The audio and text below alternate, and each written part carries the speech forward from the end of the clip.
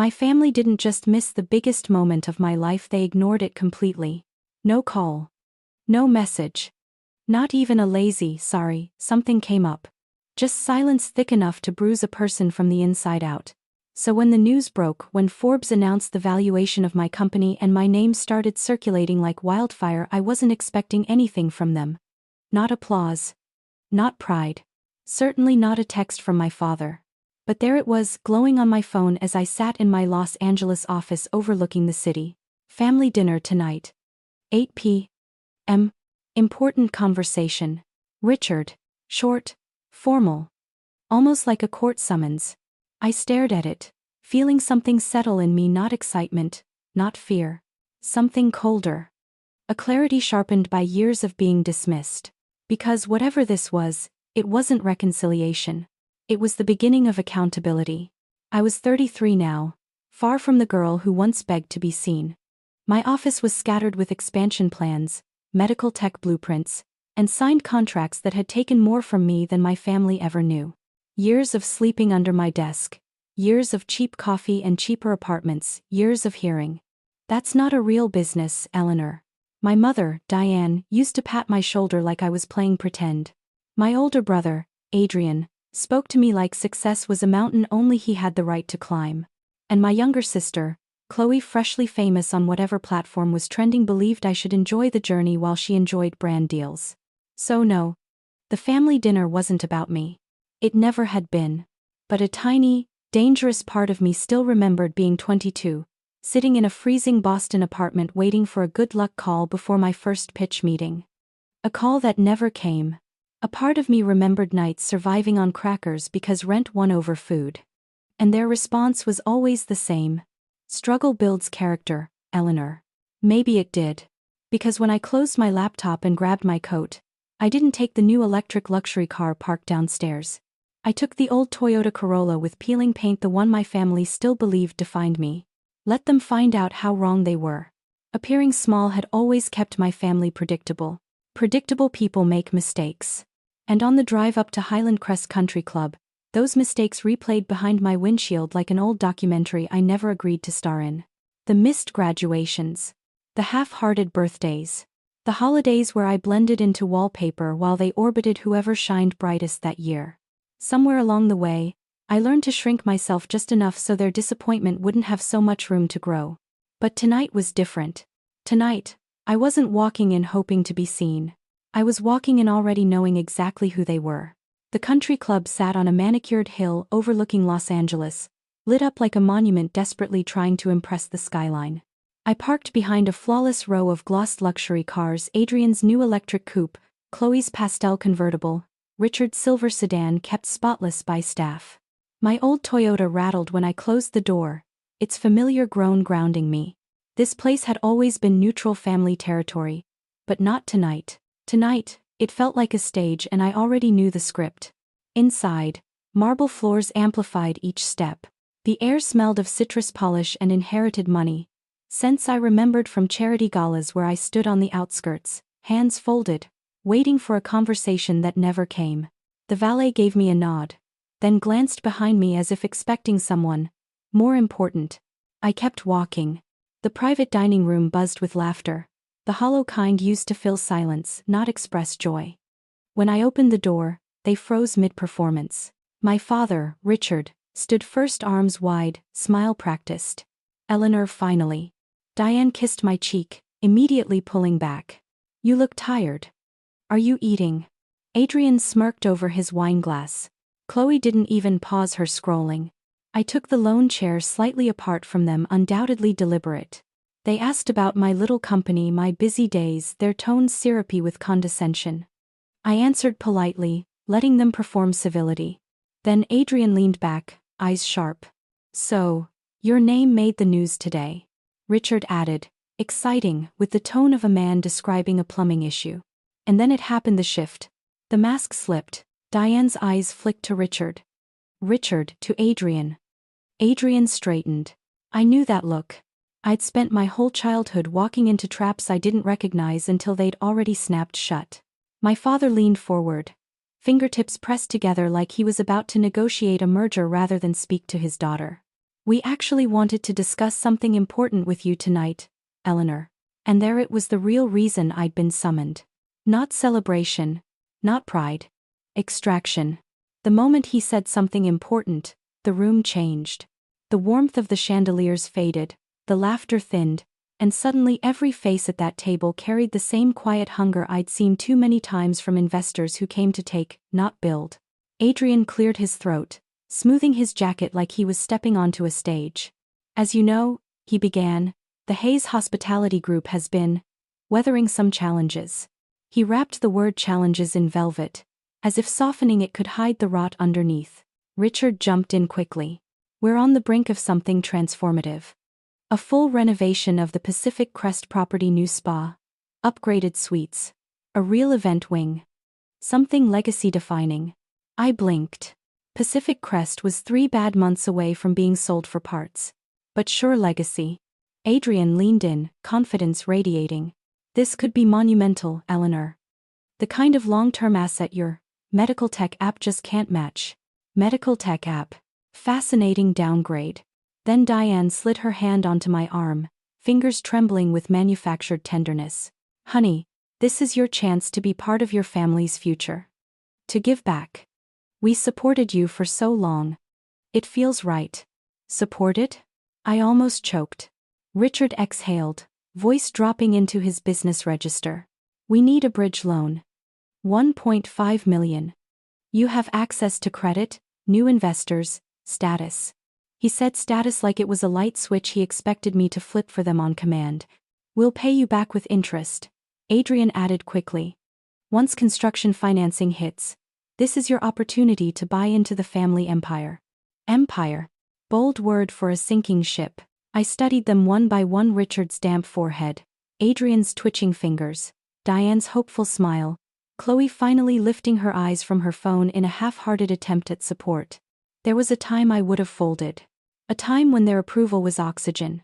When I mistook their need for love. But I wasn't starving anymore. And I wasn't theirs to feed on. I placed my napkin on the table, smoothing the fabric with careful, deliberate calm. So I said, my voice steady and painfully even.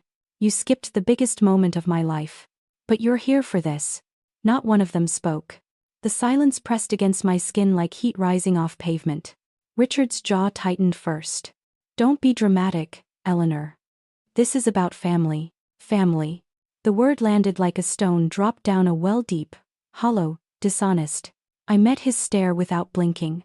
I didn't come here to rescue an empire you already burned to the ground.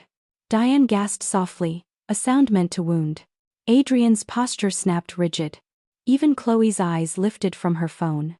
And inside me, something finally clicked into place. A clarity I had spent 33 years earning. They thought they were cornering me. But all they'd done was open the door I needed to walk through. The room didn't breathe after my last sentence. Even the air conditioner seemed to hesitate. Richard leaned back, the last of his artificial warmth draining away. So that's your stance, he said. You're really going to lecture us about sacrifice? About commitment? Adrian scoffed. She gets a little attention from Forbes and suddenly thinks she's above the family. This is 9. Diane dabbed at the corner of her eye with a napkin that remained bone dry. We're trying to include you, sweetheart. Don't include yourselves, I said quietly. Adrian folded his hands, slipping into his patient, patronizing boardroom tone. Let's not escalate. Elinor, 1.5 million is pocket change for you now. This is a strategic move for all of us. For all of us, I repeated, letting the words stretch, tasting the bitterness underneath. Tell me, Adrian, when exactly have you considered what was good for me? Was it when I asked Dad to co-sign my first apartment lease and he said no? Or when I applied to my first accelerator and you called my company a hobby disguised as ambition? His face tightened. I was trying to guide you. No, I said, soft but sharp enough to cut. You were trying to keep me in the box you built for me. But I stopped fitting a long time ago. And helpensave. Richard's fingers tightened around the stem of his wineglass. We're not here to dig up grievances. We're here to build something real. Something lasting. Something lasting, I echoed. Not agreement, but recognition. The kind that precedes a door closing forever. Don't miss the next chapter of this confrontation. Subscribe now so you're here when the truth finally hits the table. Like the leaking roofs at Pacific Crest, I continued, or the broken heating system at your downtown property, or the maintenance bills you haven't paid in months. Silence cracked through the room. Diane's face went pale. Adrian straightened. Chloe glanced up, startled. And Richard blinked, thrown off balance. How would you know that? He demanded. I pay attention, I said. I always have. You just never paid attention to me. Even Chloe set her phone down. Elinor, what are you talking about? I looked at her, then at all of them. That you're not looking for an investor. You're looking for a lifeline. Adrian's polite mask slipped. That's a ridiculous accusation. I reached into my bag, calm and deliberate like someone unfolding a truth they'd prepared for years. I didn't come here to save you, I said. I came to hear the version of the story you planned to sell me. And you didn't disappoint. Same script. Same guilt. Same entitlement. Adrian leaned forward. Enough. If Dad says the properties are fine, they're fine. Are they? I placed a thick, plain folder on the table. Its weight seemed to tilt the room. Richard's eyes narrowed. What is that? Before I could answer, the door opened. Ava walked in. Ava Martinez, my operations chief. The woman who had kept my company alive long before Forbes cared, carried herself with sharp, quiet confidence. Tonight, her presence felt even more intentional. She stopped beside me. Elinor, everything has been finalized. The transfer is complete. Richard stood up so fast his chair screeched. Transfer? Transfer of what? Ava placed a stack of documents in front of me. I slid them toward him. Your hospitality group, I said. Your debt. Your unpaid obligations. Every outstanding note attached to your properties. Adrian's voice cracked. That's impossible. The bank hasn't. The bank sold the debt, Ava said evenly. Last week. As liking. To a private investment entity. Confusion twisted Richard's face. What entity? I met his eyes. Mine. The room folded inward, silent, stunned, suffocating. Richard's mouth opened and closed. Adrian pushed his chair back, shaking his head in disbelief. But the truth sat between us. Immovable. Chloe whispered something under her breath, half prayer, half disbelief. Diane finally found her voice. Elinor. What have you done? What you forced me to. I replied. You asked me to invest in an empire. But there is no empire. I tapped the stack of documents. There is only debt. Debt so deep, no responsible lender would touch you. Adrian snatched a page and scanned it. The color drained from his face as the numbers stared back at him. Months of unpaid invoices, contractor disputes, code violations, safety risks ignored until they became liabilities. This can't be right, he whispered. This isn't salvageable. It is, I said quietly. Just not by you. Richard finally spoke, his voice thick with rage. You think you can humiliate me like this? In front of my family? You think because you made some money, you get to play God? I leaned forward, calm, steady. I'm not playing anything. I'm cleaning up what you broke. And I'm done pretending you still have control. Adrian erupted. You blindsided us. You should have told us. Told you what? I asked. That I wouldn't write you a blank check. That I wouldn't be your bailout plan in heels. Diane reached for me, tears finally spilling. Elinor, please. This is our life. Our home. And it will continue, I said softly. But not under your management. Ava slid one final envelope across the table. My buyout offer, I said. 200,000. Clean. Rounded. Enough for all of you to start over.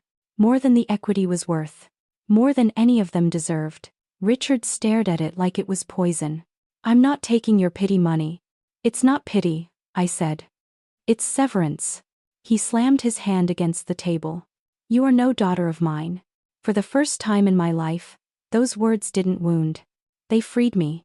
I rose, smoothing my jacket. You're right, I said. I'm not the daughter you wanted. I met each of their stunned faces. I'm the daughter you made. Chloe swore softly under her breath, the reality finally hitting her. But Richard, my father, just stared at the documents, his entire world shrinking as the truth settled in. This wasn't a negotiation. It never was. I stepped back, letting the noise rise around me, accusations, panic, grasping hands trying to pull together a crumbling legacy. Exactly the unraveling I knew would happen once the illusion shattered. Ava held the door open. Before leaving, I turned back one last time, not with anger, not with triumph. With certainty. I didn't come here to save your empire. I said. I came to end my part in it. And then I stepped into the cool Los Angeles night. The air hit me like clarity, sharp, clean, honest. Behind the closed doors, the muffled chaos continued, voices overlapping in fear, blame, and denial. But out here, everything was still. Ava walked beside me toward the parking lot, her footsteps a calm counterpoint to the storm inside. You sure you're okay? She asked, not out of worry, but presence. I nodded. For the first time in years, the answer wasn't something I performed for the world. I'm more than okay, I said. I finally stopped hoping they'd become people they never were. My old Corolla sat in the far corner of the lot, my disguise, my shield, but tonight, I didn't need it. Ava held out the key fob to my SUV. You don't have to hide anymore. I unlocked it, and something heavy slipped from my shoulders, years of expectation, guilt, habit. Weight I didn't realize I'd been carrying. I sat behind the wheel. Silence surrounded me. No missed calls begging for attention. No demands disguised as love. No guilt traps waiting to pull me back.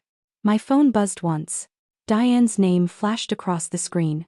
I let it glow. Then fade. I didn't answer. I didn't hesitate. I blocked the number, watching it disappear just as their version of me finally had.